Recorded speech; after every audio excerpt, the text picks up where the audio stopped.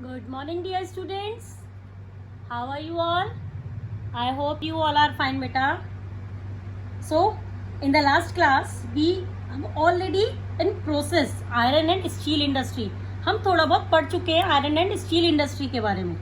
Okay मैंने last time भी आपको बताया था मिनरल बेस्ड इंडस्ट्री भी होती है हमारे यहाँ पर, that is iron and steel industry. So now this chart given, basically this is the flow chart how to manufacture the steel. This is a process basically. Clear बेटा, इससे mostly questions आते नहीं है एग्जाम में, but फिर भी एक बार basic idea लेने में क्या जा रहा है हमारा, है ना. सो एक हम एक बेसिक आइडिया लेते हैं स्टेप बाय स्टेप कि how to manufacture the steel. Clear. So सबसे पहले हम ये जानेंगे कि transport of raw material to plant. पहले रॉ मटेरियल आता है प्लांट की तरफ, then iron ore is melted, limestone is fluxing, material which is added, slag is removed, coke is burned to heat the ore. ये सब पूरा process होता है बेसिकली. क्लियर. फिर मोल्टन मटेरियल पोर्ड किया जाता है मोल्ड के अंदर. जब ये पूरा प्रोसेस हो जाता है तो मोल्टन मटेरियल पोर्ड किया जाता है किसके अंदर, मोल्ड के अंदर.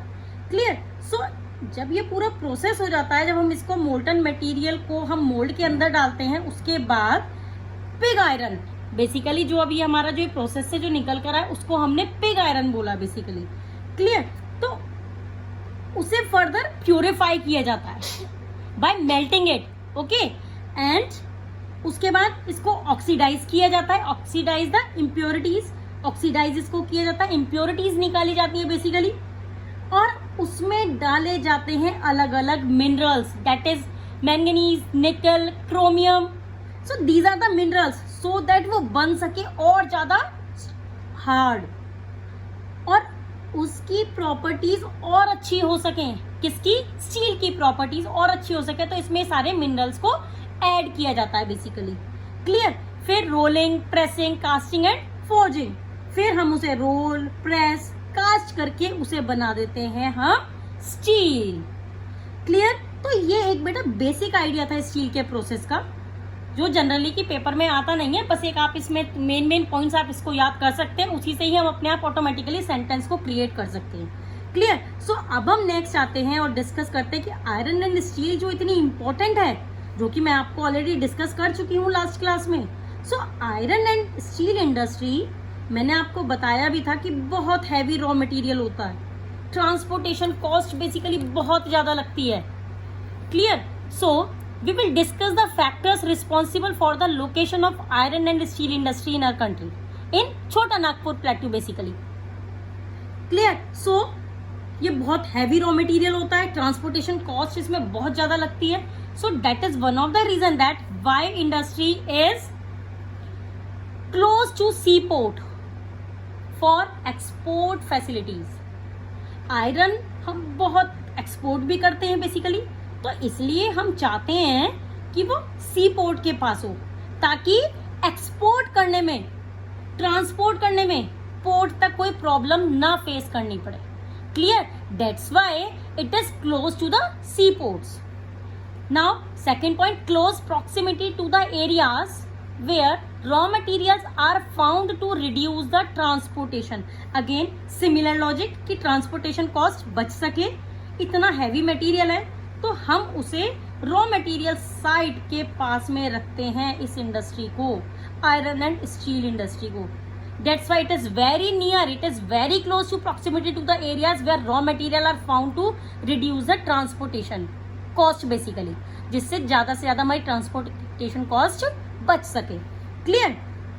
Next point is availability of cheap labour. Yes, इस इंडस्ट्री को, वैसे किसी भी इंडस्ट्री को आप देख लीजिए, बट स्पेशली इस इंडस्ट्री को चीप लेबर की अवेलेबिलिटी चाहिए होती है. क्यों बेटा, क्योंकि बहुत बड़ी इंडस्ट्री होती है ये, बहुत ज्यादा लेबर चाहिए. अगर महंगी लेबर लगाएंगे तो प्रॉफिट कम होएगा, प्रॉफिट कहां से कमाएंगे हम. That's why it is available only a cheap labour for this industry specially. Clear. Regular supply of water and power. Yes, iron and steel industry को आपने पूरा प्रोसेस भी अभी देखा, अभी हमने लास्ट पेज पे अभी हमने देखा था, तो आपने देखा कि कितना पावर जनरेटेड प्रोसेस है, कितनी इसमें वाटर सप्लाई की भी जरूरत होती है. Because we are dealing with molten iron, molten pig iron. तो ये दोनों चीजें इसे जरूर चाहिए होती हैं। क्लियर? वाटर भी और पावर भी। So it is very needed to the regular supply of water and power. Clear?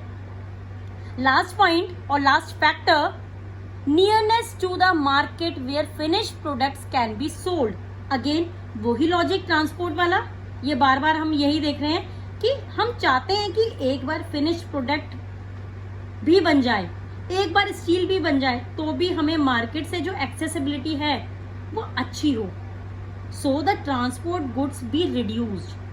Clear? So these are basically the factors which are responsible for the location of any iron and steel industry in our country. Clear? आपको I hope ये factors पांचों के पांचों clear हो गए होंगे बेटा।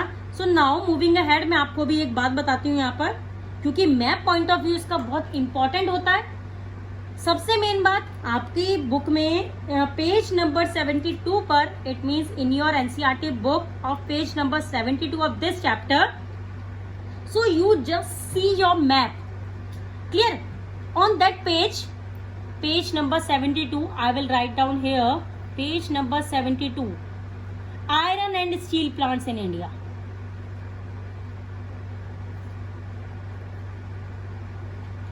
Clear? So आप पेज नंबर 72 पर देख लीजिएगा, वहां पर मैप दे रखे हैं, वहां पर उसके वो एरियाज दे रखे हैं, उससे आपको पता चल जाएगा कहाँ पर ये iron and steel industry setup है। क्लियर? वैसे मैं आपको जनरली मैप की क्लासेस में अलग दूंगी in the last, but right now मैंने आपको एक ही छोटा सा पॉइंट आपको ही बता दिया है मैप के regarding. Clear? So now moving ahead, these are basically the challenges और problems facing by the iron and steel industry. Clear? I hope आपको क्लियर दिख रहा होगा बेटा। So these are the challenges. So now we will discuss the challenges for iron and steel industry.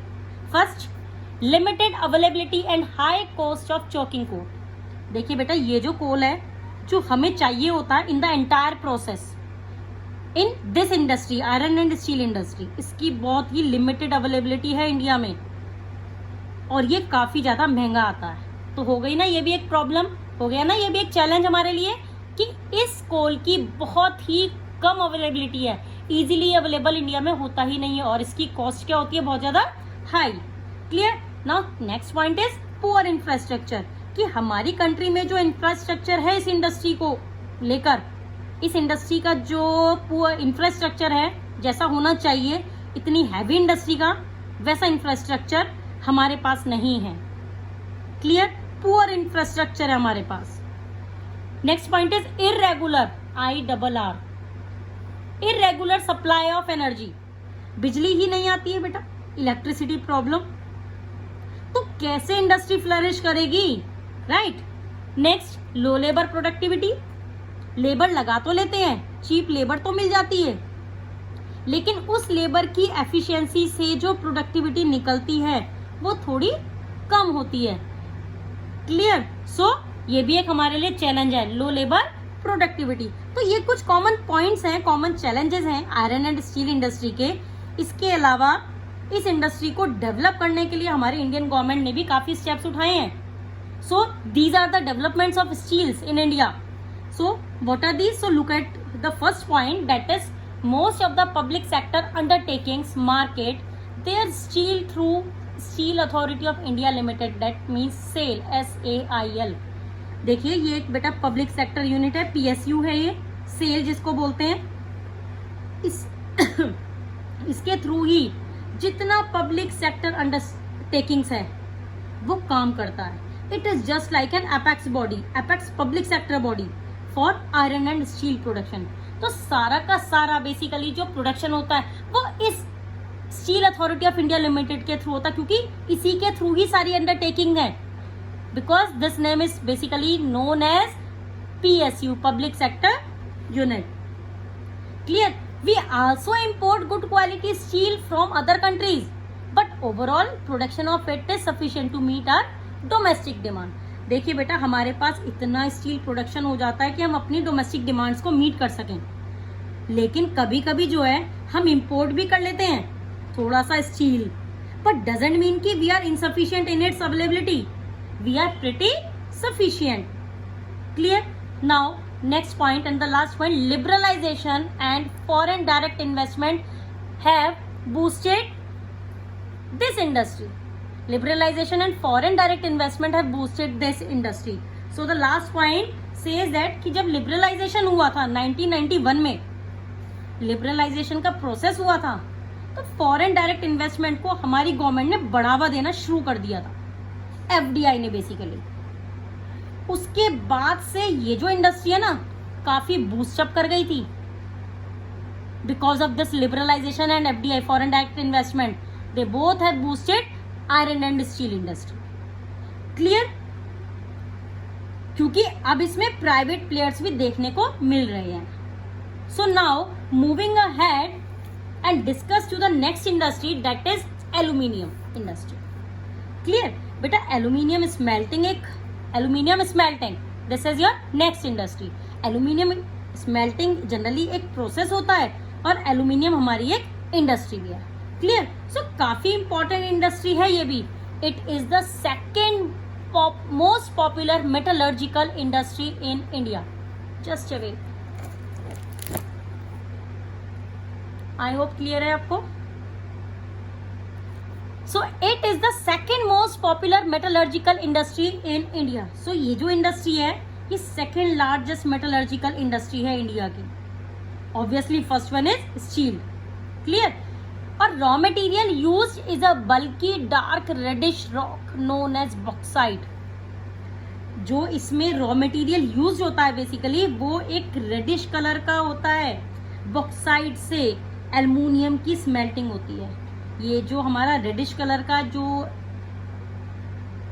Rock है उसको हम लोगों ने बॉक्साइट का नाम दिया है. क्लियर? सो बॉक्साइट से एल्युमिनियम की स्मेल्टिंग होती है. ये एल्युमिनियम स्मेल्टिंग में काम आता है. Clear? It is light, corrosion resistant and a good conductor of heat and is malleable.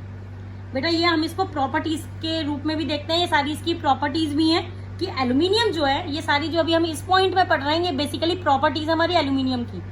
Clear? So aluminium जो है वो बाकी मेटल्स के अकॉर्डिंग थोड़ा लाइट होता है.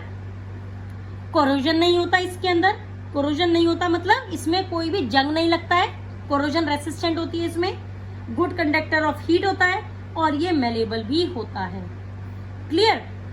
Then becomes stronger when mixed with other metals. ये स्ट्रॉन्ग बन जाता है अगर इसमें और मेटल्स मिला हो तो. अगर आपको और स्ट्रॉन्ग एल्यूमिनियम चाहिए तो you just have to mix with some other metals, तो ये और ज्यादा स्ट्रॉन्ग बन जाएगा. इन्हीं सारी प्रॉपर्टीज की वजह से लाइक मेलेबल हो गया आपका, गुड कंडक्टर ऑफ हीट हो गया, लाइट हो गया, कोरोजन रेसिस्टेंट हो गया. इन्हीं सभी प्रॉपर्टीज की वजह से ये वाइड वैरायटी ऑफ ऑब्जेक्ट्स को बनाने में काम आता है. Clear? So this is basically used to manufacture the aircrafts, utensils and wires also. Clear?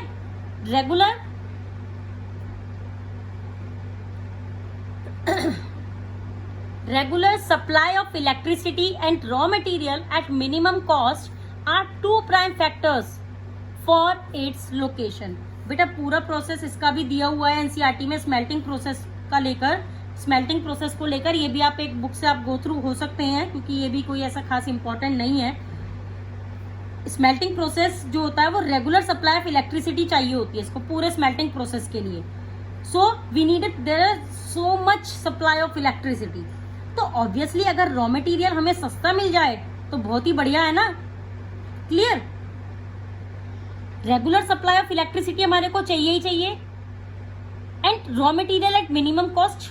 अगर रॉ मटेरियल हमारे को सस्ते दामों पे मिल गया so this is very good for the aluminium industry. तो ये तो हो गया एक प्राइमरी फैक्टर्स. इसके अलावा major sources are located in Orissa, West Bengal, Kerala, UP, Chhattisgarh, Maharashtra and Tamil Nadu. जो मेजर सोर्सेज है एल्यूमिनियम के वो हमारे पास हैं उड़ीसा में, वेस्ट बंगाल में, केरला में, यूपी में, छत्तीसगढ़ में, महाराष्ट्र में और तमिलनाडु में. आप देखो नॉर्थ में नहीं है ज्यादा. नॉर्थ में बेसिकली आप अगर देखेंगे तो एक्चुअली में है ही नहीं. सिर्फ साउथ में और थोड़ा सा ईस्ट की तरफ भी है, वेस्ट बंगाल है। एंड ये जो आपने देखे ये सारे हमारे कहाँ हैं, ये साउथ में या फिर थोड़ा सा ईस्ट की तरफ है। क्लियर? सो एक बेसिक आइडिया अगर आप कह रहे हैं तो चलिए मैं एक प्रोसेस का एक बेसिक आइडिया मैं आपको दे देती हूँ। क्वेश्चन जनरली इस प्रोसेस से आता नहीं है, बट एक बेसिक आइडिया हमारे को होना चाहिए। क्लियर? सो आप इसका जो बेसिक आइडिया है, देखिए बेटा मैंने क्योंकि ड्रॉ नहीं करा इसका प्रोसेस, आप अपना पेज नंबर 74 खोलिएगा। So look at the first one. The bauxite को ना बेटा रॉ मटेरियल की तरह ही हम लोग यूज करते हैं, क्योंकि अभी हमने ऊपर भी पढ़ा था कि बॉक्साइट जो है, जैसा कि अभी हमने यहाँ पर सेकंड पॉइंट में पढ़ा कि रॉ मटेरियल के लिए हमें किस चीज की जरूरत पड़ी है, बॉक्साइट की। तो हमने इसको स्मेल्टिंग के लिए यूज किया था, बॉक्साइट को हमने रॉ मटेरियल की तरह यूज किया। उसके बाद वो ट्रांसपोर्ट किया जाता है, या तो रेल से कर लो आप उसको ट्रांसपोर्ट, या फिर शिप से कर लो। क्लियर? उसके बाद उसमें एल्यूमिना बनाया जाता है। तो बीच में जो प्रोडक्ट बनता है उसे बेसिकली उसको आपने देखा भी है, अभी पेज नंबर 74 पर आप देखेंगे ऊपर एल्यूमिना लिखा होगा। क्लियर? सो यही एक जो हमारा ट्रांजिशन फेस होता है, बेसिकली ये जो यहाँ पर जिस सेकंड फेस में जो एल्यूमिना जो बनता है, बेसिकली जिसको हम एल्यूमिना बोलते हैं, उसको हम लोग ट्रांजिशन फेस कहते हैं। इसी में अगर आप बहुत कुछ और मिला दोगे तो एल्यूमिनियम हार्ड हो जाएगा, और अगर आप इसको सिंपल रखोगे तो आपको मिलेगा simple aluminium after the process. Clear बेटा? As you can see in this process, how much electricity it required per ton of ore. Side में देखिएगा आप अपनी बुक में पेज नंबर 74 में, how much electricity it required per ton of ore. So it is highly electricity dependent kind of industry. That's why I am writing on this 6th point, regular supply of electricity is so much needed in this industry. Clear? Now come to the next topic, that is difference between agro based industries and mineral based industries. हम लोगों ने agro based industries भी पढ़ ली बेटा, mineral based industries भी पढ़ ली। सो अब हम उसका एक ओवरव्यू ले लेते हैं, क्योंकि जनरली पेपर में आ जाता है, आया भी हुआ है पेपर में, बट आपकी बुक में इस तरीके से डिफ्रेंशिएट करके नहीं दिया हुआ। सो मैंने आपको एक टेबुलर फॉर्म में दे दिया है, आप इसको एज इट इज अपनी कॉपी में पेस्ट कर लीजिएगा। क्लियर? एज इट इज आप इसको उतार लीजिएगा। This will really helps for you for your exam also.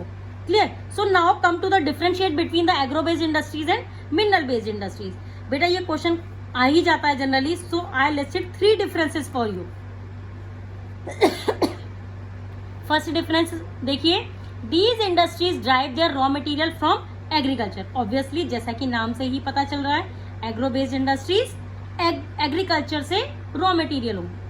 Clear? Agro based industries कौन सी होंगी? जहां पर एग्रीकल्चर से रॉ मटेरियल होंगे। On the other hand these industries use minerals as their raw material. Mineral based industries में उनके raw material होते हैं कौन से? मिनरल्स। क्लियर?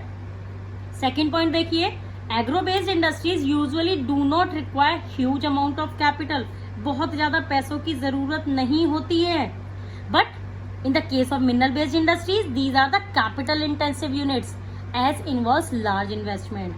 So यहाँ पर पैसों की जरूरत ज्यादा होती है।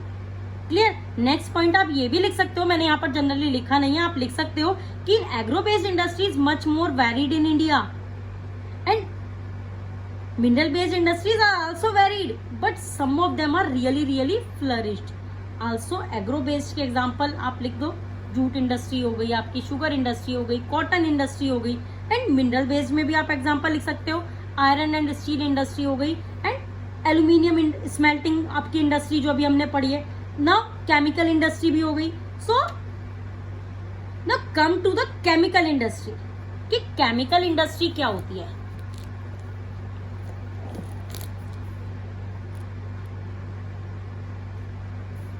सो केमिकल इंडस्ट्री क्या होती है? Chemical industries are those industries which basically that actually produce a various kinds of organic and inorganic chemicals. अगर हम इंडिया की बात करें तो in India chemical industry is fast growing and diversifying industries in India. India fast growing flourishing country है in the scene of chemical industry and diversifying industry also in India. Clear. So India fast growing flourishing country है in the scene of chemical industry. Clear. Comprises both large scale and small scale manufacturing units. छोटे तरीके से भी produce हो सकता है और बड़े स्केल पे भी प्रोड्यूस हो सकता है. Right. Third point, sorry, both organic and inorganic sectors of the industry are rapidly growing. दोनों ही जो सेक्टर्स हैं उसमें ये रैपिडली ग्रो करती है. जैसा कि अभी मैंने बताया, that produces the various kinds of organic and inorganic chemicals. Clear. So organic chemicals में हमारे बेसिकली आते हैं petrochemicals which are used for manufacturing of synthetic fiber, synthetic rubber, plastics, dyestuffs and pharmaceuticals. ये सारे बेसिकली आपके organic chemicals में आते हैं. और ये जो है आपके क्या नाम है, organic chemicals plant located near oil refineries और पेट्रोकेमिकल प्लांट्स. बेटा ये ऑयल रिफाइनरीज या फिर पेट्रोकेमिकल प्लांट्स के नियर बाय ही लोकेटेड होते हैं. अब आप पूछेंगे व्हाई. बेटा बिकॉज रॉ मटेरियल ही वहां से आना होता है. क्लियर. सो इसीलिए ये जो ऑर्गेनिक केमिकल्स होते हैं, ऑर्गेनिक प्लांट्स होते हैं, लोकेटेड होते हैं नियर द ऑयल रिफाइनरीज और petrochemical plants. Clear. Now inorganic chemicals की अगर मैं बात करूं तो इसमें सल्फ्यूरिक एसिड आता है, नाइट्रिक एसिड आता है, एल्कलीज आता है, सोडा ऐश आता है, कास्टिक सोडा आता है. Clear. So these kinds of chemicals also have a wide range. It means wide variety of the usage in India and also outside the India also. Clear. So हमारी country chemicals produce भी बहुत करती है और use भी बहुत करती है. क्लियर.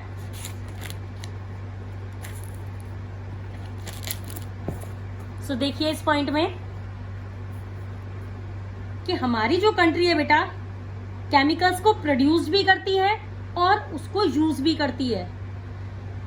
तो chemical industry is its own largest consumer also. Clear.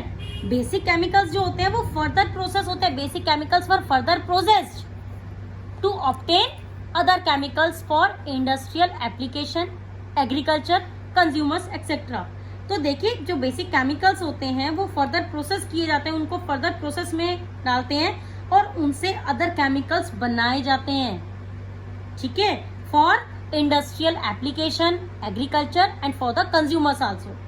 तो बेसिकली इस इंडस्ट्री को भी आप बोल सकते हैं कि फीडर इंडस्ट्री का काम करती है, बाकी अलग केमिकल्स बनाने में. क्लियर बेटा. राइट. आपको केमिकल इंडस्ट्री के बारे में समझ में आ गया होगा, I hope. So if any of you have doubt or query, so you just message me if you have any query. Clear beta? So till then, goodbye. That's all for today. Thank you. Have a nice day.